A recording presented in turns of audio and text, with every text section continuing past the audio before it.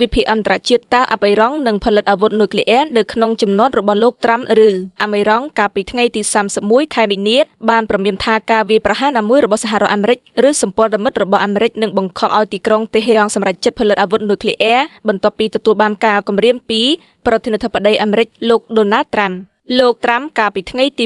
29ខែមីនាបានប្រមាននៅក្នុងបទសម្ភាសន៍ជាមួយទូរទស្សន៍ NBC News ថាវាអាចនឹងមានការទម្លាក់គ្រាប់បែកឬក៏ដាក់ទណ្ឌកម្មបន្ទាប់បន្សំប្រសិនបើអាមេរងមិនព្រមចុះកិច្ចព្រមព្រៀងនុយក្លេអ៊ែរថ្មីមួយជាមួយទីក្រុង Washington ទេនោះជាការឆ្លើយតបទៅនឹងការគំរាមនេះមេដឹកនាំកម្ពុជាអាមេរងលោកអាយ៉ាថូឡាអាលីខាម៉ាណេបាននិយាយថាប្រសិនបើលោកត្រាំពិតជាធ្វើតាមការសម្លុតគំរាមដោយទម្លាក់គ្រាប់បែកលើអាមេរងពិតមែននោះអាមេរងនឹងសងសឹកវិញដាច់ខាតលោកខាម៉ានីមិនបានបញ្ជាក់លម្អិតថាតើអ្វីទៅជាជំរឿសងសឹករបស់អាមេរងឡើយតែលោកអាលីដារ៉ាយ៉ានីជាទីប្រឹក្សារបស់មេដឹកនាំកម្ពុជាអាមេរងរូបនេះបានប្រលូតថាអាមេរងមិនមែនកំពុងដើរឆ្ពោះទៅរកការផលិតអាវុធនុយក្លេអ៊ែរឡើយតែបារងការវាយប្រហារណាមួយពីសំណាក់សហរដ្ឋអាមេរិកនិងសម្ព័ន្ធមិត្តអាមេរិកទូយ៉ាងគឺអាមេរ៉ែលនោះអាមេរងគ្មានជំរឿអ្វីផ្សេងទេមានតែបង្ខំចិត្តផលិតអាវុធនុយក្លេអ៊ែរពីព្រោះវាជាមធ្យោបាយការពារខ្លួនមេដឹកនាំអាមេរិករួមជាមួយមេដឹកនាំអាមេរ៉ែលបានពិភាក្សាគ្នាដោយបើកចំហអំពីការវាយប្រហារតាមផ្លូវអាកាសលើរោងចក្រនុយក្លេអ៊ែរនិងហេដ្ឋារចនាសម្ព័ន្ធសំខាន់របស់អាមេរងដូចជារោងចក្រថាមពលប្រេងនិងគីមីឥន្ធនៈជាដើមអស់រយៈពេលជាង2ទសវត្សរ៍មកនេះទំនាក់ទំនងរបស់អាមេរងជាមួយលោកខាងលិចត្រូវបានកំណត់មួយផ្នែកធំដោយកម្មវិធីនុយក្លេអ៊ែររបស់អាមេរងនិងកិច្ចប្រឹងប្រែងរារាំងកុំឲ្យតេហេរ៉ង់ផលិតឬកម្មកាប់អាវុធនុយក្លេអ៊ែរអាមេរងតែងតែបដិសេធជ្រាយថាខ្លួនមិនមានមហិច្ឆតាឬក៏កំពុងផលិតអាវុធនុយក្លេអ៊ែរនោះទេក៏ប៉ុន្តែក្រោយលោកត្រាំស្បត់ចូលកាន់តំណែងជាប្រធានាធិបតីអាមេរិកនៅអាណត្តិទី2ថ្នាក់ដឹកនាំកម្ពុជារបស់អាមេរងទាំងខាងនយោបាយនិងយោធាបានចាប់ផ្ដើមពិភាក្សាអំពីលទ្ធភាពនៃការផ្លាស់ប្ដូរគោលជំហរផ្លូវការរបស់អាមេរងពាក់ព័ន្ធនឹងអាវុធនុយក្លេអ៊ែរដែលមកទល់នឹងម៉ោងនេះអាមេរងនៅតែបន្តប្រកាន់ខ្ជាប់ការប្រកាសប្រាប់គេឯងថាខ្លួនគ្មានមហិច្ឆតាផលិតអាវុធនុយក្លេអ៊ែរឡើយចំពោះមុខការឡើងការគំរាមកំហែងជាពិសេសស្របពេលសម្ព័ន្ធមិត្តរបស់ខ្លួនដោយហេបូឡានៅលីបង់និងក្រុមហាម៉ាស់នៅហ្គាហ្សាត្រូវបានអាមេរ៉ែលបំក្រាបយ៉ាងចាស់ដៃហើយរបបដឹកនាំរបស់លោកបាសាអាល់ត្រីអាសាដនៅស៊ីរីក៏បានដួលរលំទៅទៀតផងលោកណៃសាន់រ៉ាប៉ាទីជាអ្នកវិភាគស្ដីពីអាមេរងម្នាក់មកពីស្ថាប័ន Crisis គ្រប់មានមូលដ្ឋានក្នុងទីក្រុង Washington បាននិយាយថាវាមើលទៅហាក់ដូចជាមានគំនិតពីផ្ទុយគ្នាក្នុងទីក្រុងតេហេរ៉ង់គំនិតទី1នោះគឺការបើកចំហចំពោះលទ្ធភាពចូលរួមឬត្រឡប់ទៅរកកិច្ចចរចាជាមួយសហរដ្ឋអាមេរិកក្នុងនោះរួមមានទាំងកិច្ចចរចាស្ដីពីកម្មវិធីនុយក្លេអ៊ែរចំណែកគំនិតទី2គឺបើកចំហចំពោះលទ្ធភាពឆ្ពោះទៅរកការផលិតអាវុធនុយក្លេអ៊ែរតាមព័ត៌មានចុងក្រោយបំផុតអាមេរងមិនទាន់បានចាប់ផ្ដើមផលិតអាវុធឬគ្រាប់បែកនុយក្លេអ៊ែរនៅឡើយទេតែទោះជាបែបនេះក្តីបន្ទាប់ពីលោកត្រាំដកសហរដ្ឋអាមេរិកចេញពីកិច្ចព្រមព្រៀងនុយក្លេអ៊ែរអាមេរង JCPOA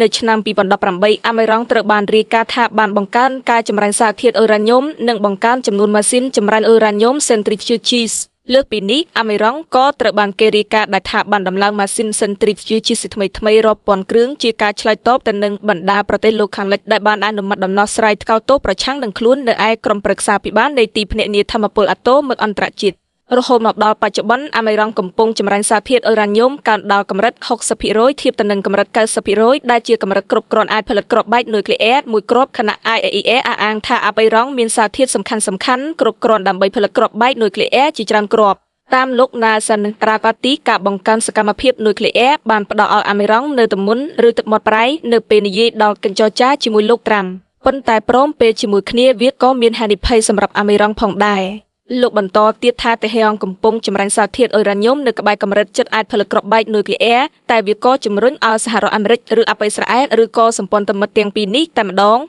ពិចារណាលើការប្រើប្រាស់ជម្រើសយោធាដល់ឡែកលោកស្រីទីជរ៉ាម៉ាយេកជាអនុប្រធានកម្មវិធីមជ្ឈមបូរនិងអាហ្វ្រិកខាងជើងមកពីស្ថាប័ន European Council on Foreign Relations បាននិយាយថាក្នុងពេលដ៏ខ្លី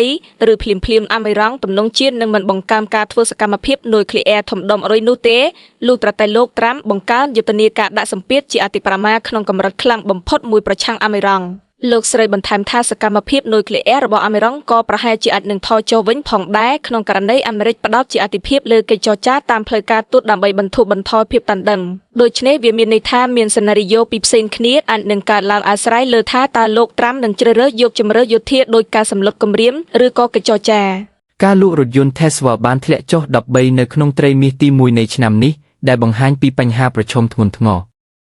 Washington ការលក់រថយន្ត Tesla បានធ្លាក់ចុះ13នៅក្នុងត្រីមាសទី1នៃឆ្នាំនេះដែលជាសញ្ញាមួយបង្ហាញថាក្រុមហ៊ុនផលិតរថយន្តអគ្គិសនីដ៏លេចធ្លោរបស់លោក Elon Musk កំពុងប្រឈមមុខនឹងការលំបាកក្នុងការទាក់ទាញអ្នកទិញនេះបើយោងតាមការចេញផ្សាយដោយ Associated Press នៅថ្ងៃពុធទី2 ខែមេសាឆ្នាំ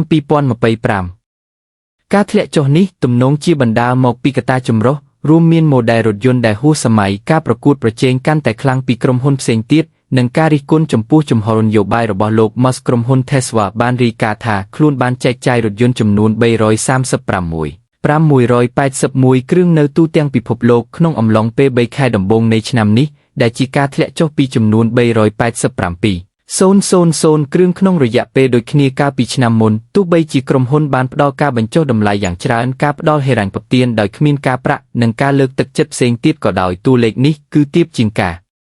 រំពឹងទុករបស់អ្នកវិភាគដែលរំពឹងថាមានជាង408,000 គ្រឿងហើយវាជាសញ្ញាព្រមានសម្រាប់របាយការណ៍ប្រាក់ចំណូលត្រីមាសទី1របស់ក្រុមហ៊ុន